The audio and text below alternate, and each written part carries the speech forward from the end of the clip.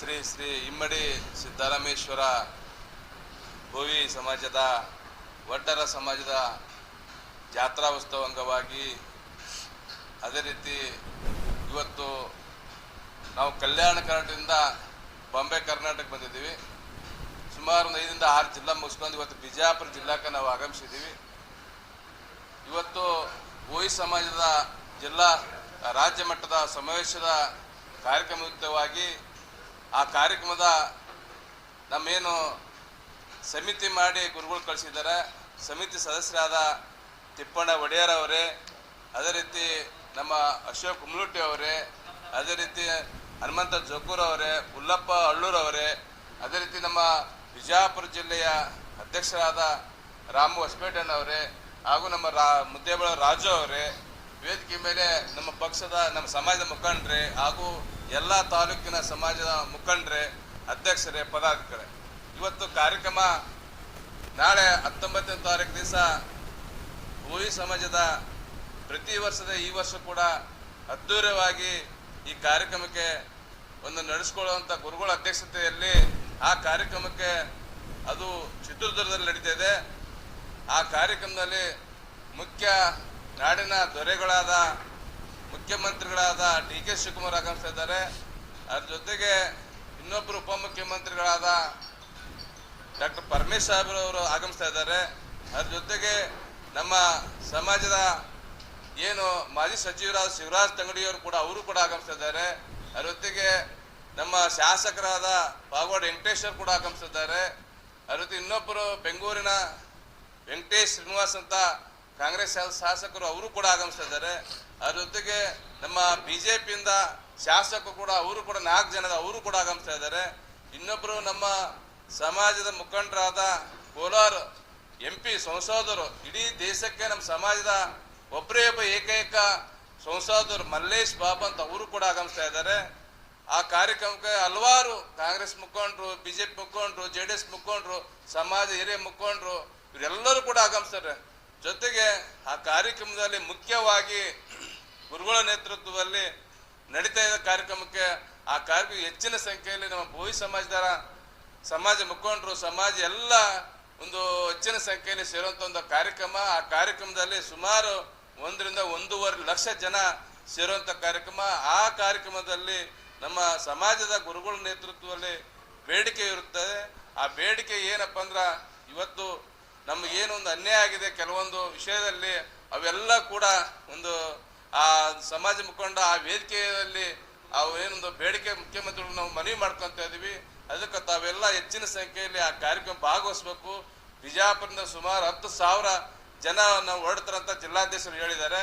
ಅದಕ್ಕಿಂತ ಹೆಚ್ಚು ನಂಗೆ ಹೊರಡ್ತಾರಂತ ಭರವಸೆ ಕೂಡ ಇದೆ.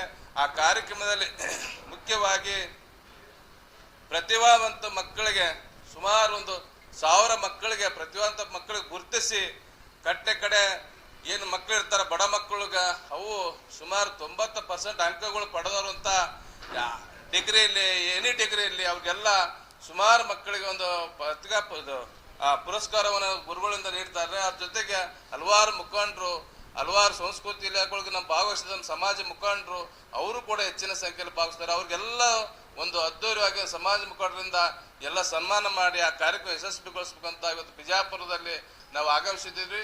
ಅದಕ್ಕೆ ತಾವೆಲ್ಲರೂ ಕೂಡ ಆ ಕಾರ್ಯಕ್ರಮ ಹೆಚ್ಚಿನ ಸಂಖ್ಯೆಯಲ್ಲಿ ಬಿಜಾಪುರದ ಅಧ್ಯಕ್ಷರು, ಉಪಾಧ್ಯಕ್ಷರು, ಸಮಾಜ ಮುಖಂಡರು ಎಲ್ಲ ಆ ಕಾರ್ಯಕ್ರಮ ಆಗಮಿಸಂತ ಹೇಳಿ ಆ ಕಾರ್ಯಕ್ರಮ ಯಶಸ್ವಿಗೊಳಿಸ್ಬೇಕಂತೇಳಿ ನನ್ನ ಮನವಿ ಮಾಡ್ಕೊಂಡು ಮುಂದಿನ ಹಿರಿಯರಿಗೆ 2 ಮಾತು ಅವಕಾಶ ಮಾಡಿಕೊಡ್ತೀನಿ. ಇವತ್ತಿನ ಪತ್ರಿಕಾ ಗೋಷ್ಠಿಯ ಉದ್ದೇಶ ತಮಗೆಲ್ಲರಿಗೂ ಗೊತ್ತಾಗಿದೆ ಅಂದ್ಕೊಳ್ತೀನಿ.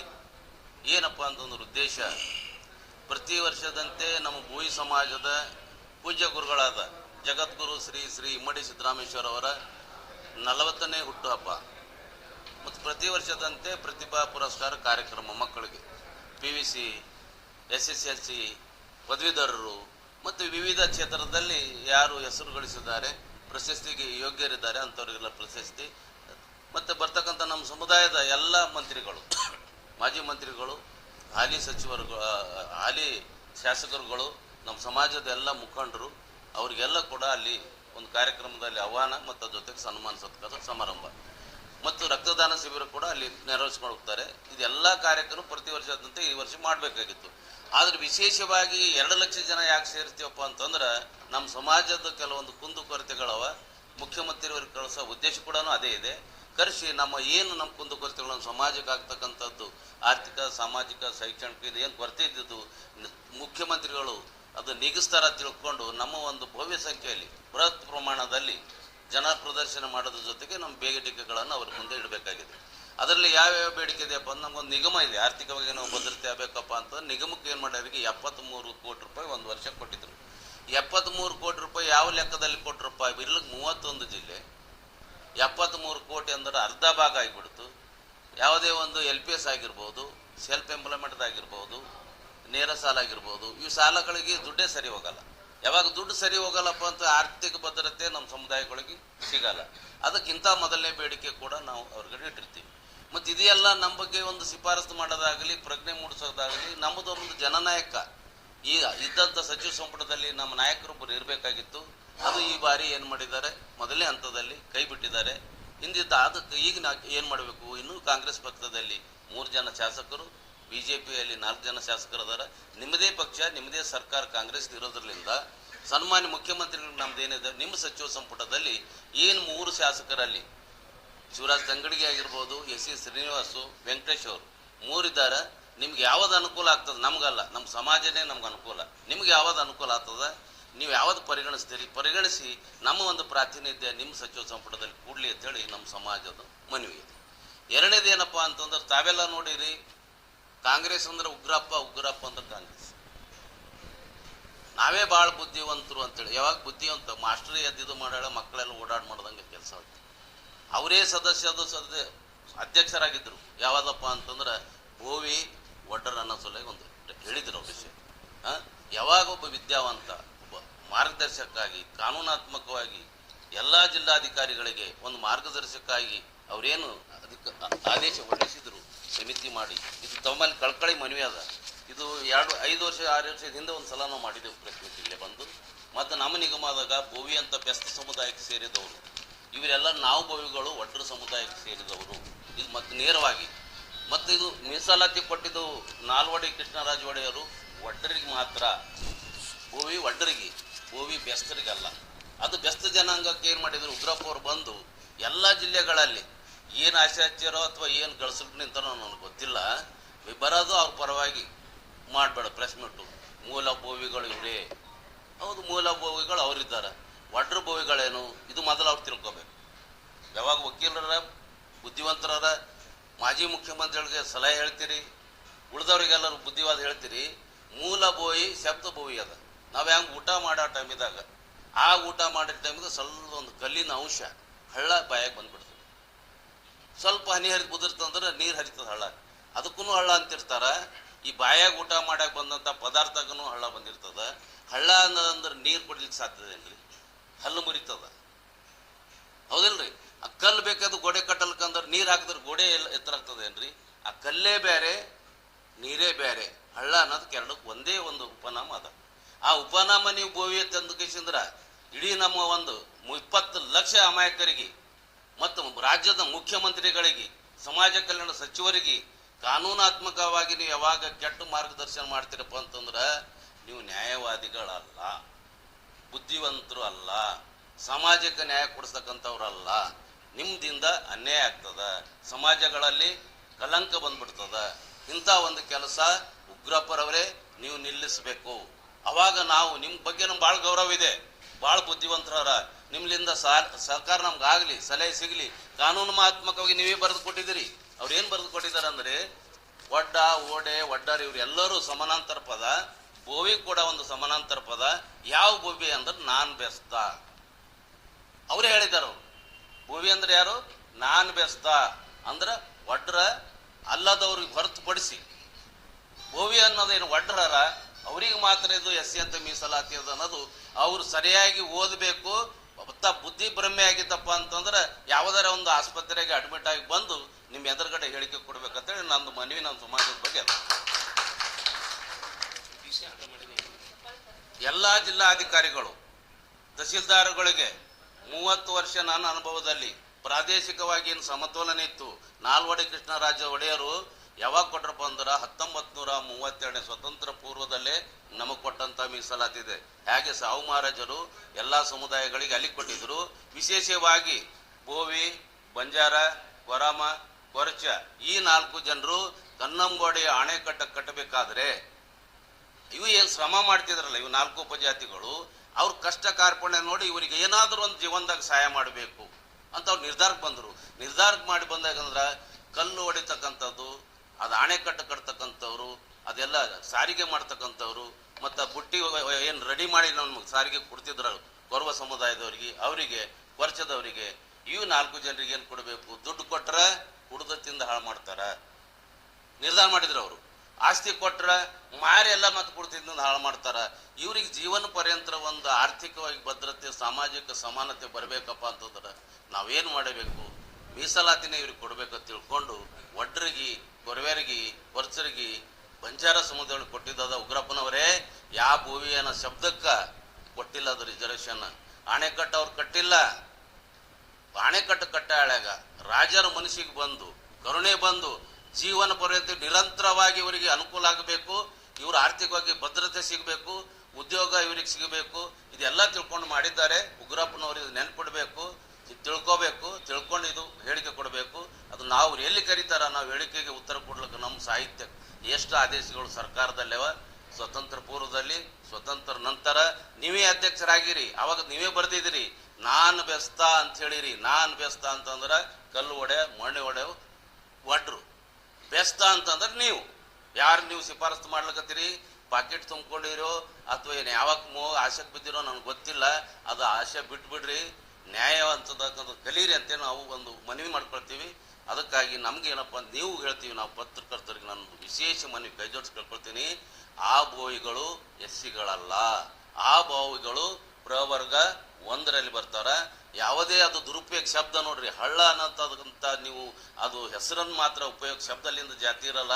ವೃತ್ತಿಲಿಂದ ಜಾತಿ ಬಂದಿದೆ, ಜಾತಿಲಿಂದ ಶಬ್ದ ಬಂದಿದೆ, ಶಬ್ದಲಿಂದ ಯಾವ ಜಾತಿಗಳು ಆಗಂಗಿಲ್ಲ. ಅದು ಮನವರಿಕೆ ಮಾಡಿಕೊಂಡು ಎಲ್ಲ ತಾಲೂಕು ತಹಸೀಲ್ದಾರ್ಗಳಿಗೆ, ಜಿಲ್ಲಾಧಿಕಾರಿಗಳಿಗೆ ನೀವು IAS ಓದಿರಿ ಅಂತ ಹೇಳ್ತೀರಿ, KS ಓದಿರಿ ಅಂತ ಹೇಳ್ತೀರಿ, ನಿಮ್ಮಲಿಂದ ನಮ್ಗೆ ನ್ಯಾಯ ಸಿಗಬೇಕು. ಆದ್ರೆ ನಿಮ್ಮಲಿಂದ ನಮಗೆ ಅವಾಗ ಅನ್ಯಾಯ ಆಗ್ಲಿಕ್ಕತ್ತದ. ಬೋವಿ ಅನ್ನೋ ಒಂದು ಶಬ್ದಕ್ಕೆ ನೀವು ಬೆನ್ನತ್ತಿ ನೀವೇನು ಸರ್ಟಿಫಿಕೇಟ್ ಕೊಡ್ಲಿಕ್ಕತ್ತೀರಿ. ಆದ್ರೆ ಉತ್ತರ ಕರ್ನಾಟಕದಲ್ಲಿ ನಿಜವಾಗಿ ಒಡ್ರೆ ಇದ್ದಾರೆ. ಒಡ್ರಿಗೆ ಅದು ಮೈಸೂರು ನಾಲ್ವಡಿ ಕೃಷ್ಣರಾಜ ಒಡೆಯರು ಮಡ್ರಾಸ್ ಪ್ರೆಸಿಡೆನ್ಸಿಯಲ್ಲಿತ್ತು. ಮಡ್ರಾಸ್ ಪ್ರೆಸಿಡೆನ್ಸಿಯಲ್ಲಿ ನಮ್ಮ ಬೋವಿ ಒಡ್ರ ಸಮಾಜಕ್ಕೆ ಒಡ್ರಿಗೆ ಅಲ್ಲಿ ಏನಂತಾರಪ್ಪ ಅಂತಂದ್ರೆ ಬೋವಿಗಳಂತೇಳಿ ಕರೀತಾರೆ. ಆಂಧ್ರದಲ್ಲಿ ಒಡ್ಡೆಲು ಅಂತ ಕರೀತಾರೆ, ಒಡ್ಡೆರಾಜಲು ಅಂತ ಕರೀತಾರೆ. ಆ ರೀತಿ ಬೋವಿ ಅನ್ನೋದು ಉಪನಾಮ ಇದೆ. ಅದಕ್ಕಾಗಿ ಅವಾಗ ಆದೇಶದಲ್ಲಿ ಏನು ಬಿಡ್ತು? ಬೋವಿ ಅಂತ ಬಂದ್ಬಿಡ್ತು. ಆ ಬೋವಿ ಅಂತ ಬಂದಾಗ ಮಡ್ರಾಸ್ ಸರ್ಕಾರ ಅದು ರೂಲಿ ಮೈಸೂರು ಪ್ರಾಂತದಾಗ ಅದು ಪ್ರಾರಂಭ ಆಯಿತು. ಆವಾಗ ದೇವರಾಜ ಅರಸರು, ಸನ್ಮಾನ್ಯ ಶ್ರೀ ದೇವರಾಜ ಅರಸರು 1976ರಲ್ಲಿ ಎಲ್ಲ ಹೈದರಾಬಾದ್ ಕರ್ನಾಟಕ, ಬಾಂಬೆ ಕರ್ನಾಟಕ, ಈ ಕಡೆ ಏನು ಮಡ್ರಾಸ್ ಕರ್ನಾಟಕ ಇತ್ತು, ಇವೆಲ್ಲ ಒಂದು ಗೂಡಿಸಿ ಕರ್ನಾಟಕತೆ ಏನು ನಾವು ರೂಲಿಗೆ ಬಂತು, ಜಾರಿಯಲ್ಲಿ ಬಂದು ಬಿಡ್ತು.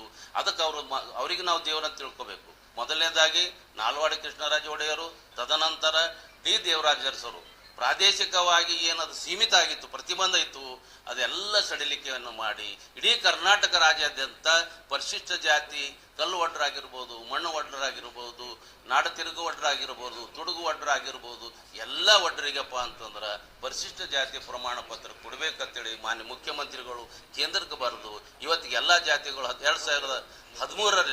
2013ರಲ್ಲಿ ಸನ್ಮಾನ್ಯ ಶ್ರೀ ಮಲ್ಲಿಕಾರ್ಜುನ್ ಖರ್ಗೆ ಅವರು ಆ ಒಡ್ಡರು ಬೇರೆಯಪ್ಪ, ಈ ಒಡ್ಡರು ಬೇಡ, ಎಲ್ಲ ಒಡ್ಡರಿಗೆ ಇರಬೇಕು ಅಂತೇಳಿ ಕೇಂದ್ರದಾಗನು ಅದು ಈಗ ಇಂಪ್ಲಿಮೆಂಟ್ ಆಗಿ ಶಾಸನಬದ್ಧಾಗಿ ಬಂದದ. ಬೋವಿಗಳಂತ ಅದು ಆ ಬೆಸ್ತ ಸಮುದಾಯಕ್ಕಲ್ಲ, ನಾನು ಬೆಸ್ತ ಅಂದ್ರೆ ಇವರಿಗಿದೆ ಅಂತ ತಿಳ್ಕೊಂಡು ತಮ್ಮ ಮುಖಾಂತರ ಹೇಳ್ತೀವಿ. ಇದು ಭಾಳ ಗಂಭೀರ ತಗೊಳ್ರಿ. ಎಲ್ಲ ಜಿಲ್ಲಾಧಿಕಾರಿಗಳು ಗಮನಿಸಬೇಕು. ಇದೆಲ್ಲ ಏನು ದುರುಪಯೋಗ ಪಡಿಸ್ಕೋಬಾರ್ದು ಅಂತ ತಿಳ್ಕೊಂಡು ಈ ಸಂದರ್ಭದಲ್ಲಿ ಹೇಳ್ತೀವಿ. ಇದನ್ನು ಕೂಡ ನಮ್ಮದು ಸಮಸ್ಯೆ ಇದೆ. ಅದಕ್ಕೆ ರಾಜ್ಯದ ಮುಖ್ಯಮಂತ್ರಿಗೆ ಹೇಳ್ತೀವಿ, ಬೋವಿ ಅನ್ನೋದು ನಿಂಬಲ್ಲಿ ಬಂದು ಉಗ್ರಪ್ಪ ಹೇಳಿದ್ರೆ ತಲೆ ಕೆಡಿಸ್ಕೋಬೇಡ್ರಿ. ಕೆಲವೊಂದು ವಿಡಿಯೋ ವೈರಲ್ ಆಗಿತ್ತು, ಹೇಳ್ತಿದ್ದ ಮೂಲ ರೀ ಇವರೆಲ್ಲರೂ ಒಟ್ಟರು ಭಾಳ ಜನ ಹರಾರ, ಸುಮ್ಮ ಒಂದು 4-5 ಸಾವಿರ ಇವ್ರಿಗೆ ಕೊಡಿರುತ್ತೆ. ಯಾಕಂತಂದ್ರೆ ಈ ದೇಶದ ಮುಖ್ಯಮಂತ್ರಿ, ಪ್ರಧಾನಮಂತ್ರಿ, ಕಾನೂನು ತಜ್ಞ, ಗೃಹ ಸಚಿವರು ಅವರು ಕೊಡ್ಲಿಕ್ಕ ಅವ್ರ ಅಪ್ಪನ ಮನೆದ ಆಸ್ತಿ ಏನ್ರಿ ಇವರೆಲ್ಲ ಕೊಡ್ಲಿಕ್ಕ? ಏನಿದ್ರೆ ನಿಂದು ಹೊಲ ಕೊಡಪ್ಪ, ನಿನ್ನ ಮನೆ ಕೊಡು, ಏನಾದರೂ ದೋಚಿದ್ದು ದುಡ್ಡು ಇತ್ತಂದ್ರೆ ಅದು ಕೊಡು, ನಿಮ್ಮ ಸ್ವಾಗತ ಮಾಡ್ತೀವಿ, ಆದ್ರೆ ನಮ್ಮ ಸಮುದಾಯದ ಹಕ್ಕು ಕಸ್ಕೊಳಕ್ ಮಾಡಬೇಡ ಅಂತೇಳಿ ಅವ್ರಿಗೆ ಇನ್ನೊಂದು ಸಲ ಮನವಿ ಮಾಡ್ತೀವಿ. ಇಂಥ ಒಂದು ಅವಿವೇಕತನ ಮಾಡಬೇಡಪ್ಪ ನೀನು. ಹಿರಿಯರಿದ್ದಿ, ನನಗಿಂತ ದೊಡ್ಡ ಹಿರಿಯ ಮನುಷ್ಯದಿ, ನನ್ನ ಅಭಿಮಾನದ ನಿಮ್ಮ ಬಗ್ಗೆ ಅಂಥ ಕೆಲಸ ಮಾಡಬಾರ್ದು ತಿಳ್ಕೊಂಡು ತಮಗೆ ಅದನ್ನೊಂದು ಸಮಾಜನ ಮುಖ್ಯಮಂತ್ರಿಗೆ ಕೊಡ್ತೀವಿ. ಮುಖ್ಯಮಂತ್ರಿ ಅವರು ಆದಷ್ಟು ಬೇಗ ನಮ್ಮ ಬೋವಿ ನಿಗಮಕ್ಕೆ, ಬೋವಿ ಒಡ್ಡರ ನಿಗಮ ಅಂತೇಳಿ ಅದು ಕೂಡ ನಮ್ಮ ಬೇಡಿಕೆ ಇದೆ. ಅದಾದ ನಂತರ ಉಳಿದಂಥ ಎಲ್ಲ ಬೇಡಿಕೆ ಕೂಡ ಈಡೇರಿಸಲೇ ತಿಳ್ಕೊಂಡು ನಾವು 2 ಲಕ್ಷ ಜನ ಅಲ್ಲಿ ಸೇರ್ಬೇಕಾಗ್ಯದ. ಜನ ಬಲ ಇದ್ದಾರೆ, ಎಲ್ಲರೂ ನಮಗೆ ಸಹಾಯ ಮಾಡ್ತಾರೆ. ಜನರು ನಾವು ಯಾರೂ ಹೋಗ್ಲಿಲ್ಲ ಸಮಾಜದೇವರಪ್ಪ ಅಂತಂದ್ರೆ ನಮ್ಗೆ ಯಾರೂ ಬೆಲೆ ಕೊಡೋಂಗಿಲ್ಲ.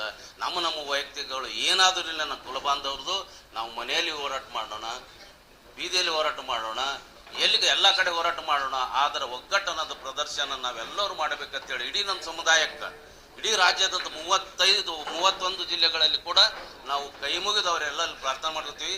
ಬಹುಸಂಖ್ಯಾತರು ಚಿತ್ರದುರ್ಗದಲ್ಲಿ ನಡೀತಕ್ಕಂಥ ಕಾರ್ಯಕ್ರಮಕ್ಕೆ, ಗುರುಗಳದು ಕಾರ್ಯಕ್ರಮ, ಇವೆಲ್ಲ ರಕ್ತದಾನ ಆಗಿರ್ಬೋದು, ಪ್ರತಿಭಾ ಪುರಸ್ಕಾರ ಆಗಿರ್ಬೋದು, ಅವ್ರ ಹುಟ್ಟುಹಬ್ಬ ಆಗಿರ್ಬೋದು, ಅವರು ಪಟ್ಟಾಭಿಷೇಕ ಆಗಿರ್ಬೋದು, ಅವ್ರ ದೀಕ್ಷಾ ಲಾಂಛ ಆಗಿರ್ಬೋದು, ವಧುವರದ ಆಗಿರ್ಬೋದು, ಇವೆಲ್ಲವುಗಳ ನೆಪ ಮಾತ್ರಕ್ಕ.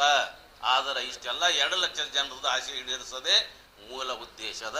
ಆ ಉದ್ದೇಶ ಅವರಿಂದ ಮಾತ್ರ ಸಾಧ್ಯ ತಿಳ್ಕೊಂಡು ಅವ್ರ ಕರೆಗೆ ನಾವು ಮನ್ನಿಸಿ ಅವರಿಗೂ ಕಾಡೋ ಈ ಒಂದು ಸಂದರ್ಭದಲ್ಲಿ ನಮ್ಮ ಗುರುಗಳಿಗೆ ಕೂಡ ನಮ್ಮ ಸಮಾಜದ ಪರವಾಗಿ ಶಿರಸಾಷ್ಟಾಂಗ ನಮಸ್ಕಾರ ವಹಿಸಿ ತಮ್ಮೆಲ್ಲರಿಗೂ ಇನ್ನೊಂದ್ಸಲ ಅಭಿನಂದನೆ ಮಾಡಿ ಎಲ್ಲರಿಗೂ ನಮಸ್ಕಾರ ಮಾಡಿ ಈ ಪತ್ರಿಕಾಗೋಷ್ಠಿಯಲ್ಲಿ ಇದ್ದಂಥ ತಾವು ನಮ್ಮ ಭಾಳಷ್ಟು ಹೆಚ್ಚಿನ ಸಂಖ್ಯೆಯಲ್ಲಿ ಸಹಾಯ ಮಾಡಬೇಕು, ಪ್ರಚಾರ ಕೊಡಬೇಕು. ಕಾನೂನಾತ್ಮಕವಾದಂಥ ಸಮಸ್ಯೆಗೆ ಪರಿಹಾರ ಉತ್ತರ ಸರಿಯಾಗಿ ತಾವು ಬರುತ್ತಿಸಿಂದ ಉಲ್ಲೇಖ ಮಾಡಬೇಕಂತ ತಿಳ್ಕೊಂಡು ಈಗ ಅಶೋಕ್ ಗುಮ್ಲೋಟಿ ಅವರು ಕೂಡ ತಮ್ಮ ಅಭಿಪ್ರಾಯ ಪತ್ರಿಕಾಗೋಷ್ಠಿಯ ಮುಖಾಂತರ ಧನ್ಯವಾದಗಳು ಉದ್ದೇಶಿಸಿ ಭಾಳ ಪ್ರಮುಖವಾದಂಥ ವಿಚಾರ.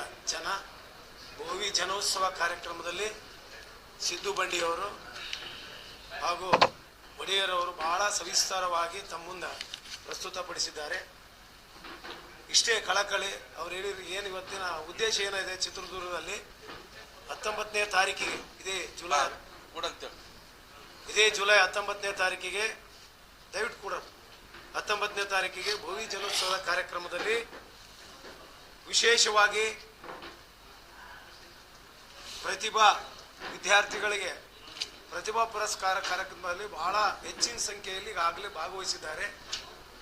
ಅವರಿಗೆ ಪ್ರತಿಭಾ ಪುರಸ್ಕಾರದ ಜೊತೆಗೆ ಅವರಿಗಿಷ್ಟು ಹಣ ಸಂದಾಯ ಮಾಡಿ ಅವರಿಗೆ ಶೈಕ್ಷಣಿಕ ದೃಷ್ಟಿಯಿಂದ ಪ್ರೋತ್ಸಾಹ ನೀಡುವಂಥ ಕೆಲಸ ಆಗ್ತದೆ ಪೂಜ್ಯರಿಂದ ಮತ್ತು ನಮ್ಮ ನಾಯಕರಿಂದ.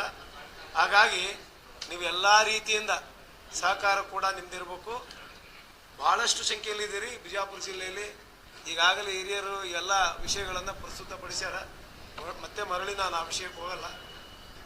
ಆದರೆ ಹೆಚ್ಚಿನ ಸಂಖ್ಯೆಯಲ್ಲಿ ನೀವು ಎಲ್ಲ ರೀತಿ ತನು ಮನ ಮತ್ತು ಎಲ್ಲ ರೀತಿಯಿಂದ ನೀವು ಅಲ್ಲಿ ಸಕ್ರಿಯ, ಯಾಕಂದರೆ ಪ್ರತಿ ಸಲ ಬಿಜಾಪುರ ಜಿಲ್ಲೆಯ ಮುಂಚೂಣಿಯಲ್ಲಿ ಇರ್ತದೆ.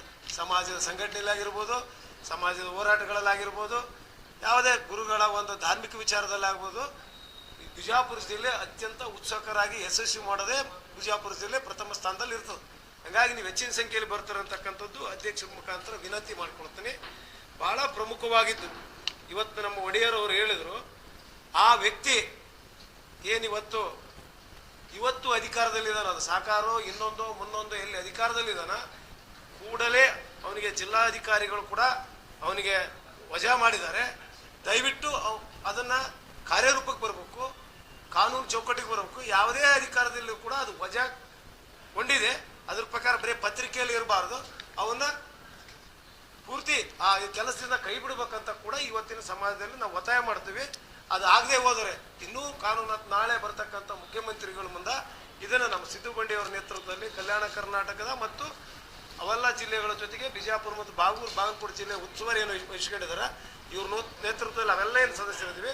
ನಮ್ಮದು ಕೂಡ ಒಕ್ಕೂಲಿನಿಂದ ಗುರುಗಳಿಗೆ, ನಮ್ಮ ಸಮಾಜದ ಪ್ರಮುಖ ಮುಖಂಡರಿಗೂ ಕೂಡ ಒತ್ತಾಯ ಮಾಡೋದ್ರ ಮುಖಾಂತರ ಅಲ್ಲಿ ಸೇರಿಸ್ತಕ್ಕಂಥ ಮಾನ್ಯ ಮುಖ್ಯಮಂತ್ರಿಗಳಿಗೆ, ಉಪಮುಖ್ಯಮಂತ್ರಿ ಕೊಡ್ತಕ್ಕಂಥ ಮನವಿ ನಮ್ಮ ಸಮಾಜದ ಆರ್ಥಿಕವಾಗಿರ್ಬೋದು, ಶೈಕ್ಷಣಿಕವಾಗಿರ್ಬೋದು, ರಾಜಕೀಯವಾಗಿರ್ಬೋದು, ನೇಮಕಾತಿಯಲ್ಲಿರ್ಬೋದು, ಏನೇ ನಮಗೆ ಒಳ ಮೀಸಲಾತಿಯಲ್ಲಿ ಅನ್ಯಾಯ ಆಗಿರ್ಬೋದು, ಎಲ್ಲವನ್ನ ಕೂಡೀಕರಿಸಿ ಒಂದ್ಸಲ ಏನು ಕೊಡ್ತೀವಿ ಅದರಲ್ಲಿ ಕೂಡ ಇದು ಒಂದು ಒತ್ತಾಯ ಕೂಡ ಇರ್ತದೆ ಅಂತಕ್ಕಂಥದ್ದನ್ನು ಇವತ್ತು ಪತ್ರಿಕಾ ಮುಖಾಂತರ ಹೇಳೋದ್ರ ಜೊತೆಗೆ ಭಾಳಷ್ಟು ಸಂಖ್ಯೆ ಇವತ್ತು ಆಲ್ರೆಡಿ 17 ಮತ್ತು 28 ಮತ್ತು 40ರ ವರ್ಧಂತೋತ್ಸವದ ಎಲ್ಲ ವಿಚಾರಗಳನ್ನು ನಿಮ್ಮ ಮುಂದಿಟ್ಟಿದ್ದಾರೆ. ದಯವಿಟ್ಟು ಇನ್ನು ಮುಂದೆ ಇನ್ನೊಮ್ಮೆ ಕಳಕಳಿ ವಿನಂತಿ ಮಾಡಿಕೊಳ್ತೇನೆ. ಹಿರಿಯರಿಬ್ಬರು ಏನೇ ನಿಮಗೆಲ್ಲ ಸ್ಪಷ್ಟೀಕರಣ ಕೊಟ್ಟಾರ, ಆ ಸ್ಪಷ್ಟೀಕರಣಕ್ಕೆ ಸ್ಪಂದಿಸಿ ನಮಗೆಲ್ಲ ಜನ ಅತಿ ಹೆಚ್ಚಿನ ಸಂಖ್ಯೆಯಲ್ಲಿ ಬರ್ತೀವ್ರಿ ಅಂತಕ್ಕಂಥದ್ದನ್ನು ಇಡೀ ಬಿಜಾಪುರ ಜಿಲ್ಲೆಯ ಭೋವಿ ಸಮಾಜದ ಬಂಧುಗಳಿಗೆ, ಮುಂದೆ ಕೂರ್ತಿರ್ತಕ್ಕಂಥವ್ರು, ವೇದಿಕೆ ಮೇಲೆ ಕೂತಿರ್ತಕ್ಕಂಥವ್ರಿಗೆ ಎಲ್ಲರಿಗೂ ವಿನಂತಿ ಮಾಡ್ಕೊಂಡು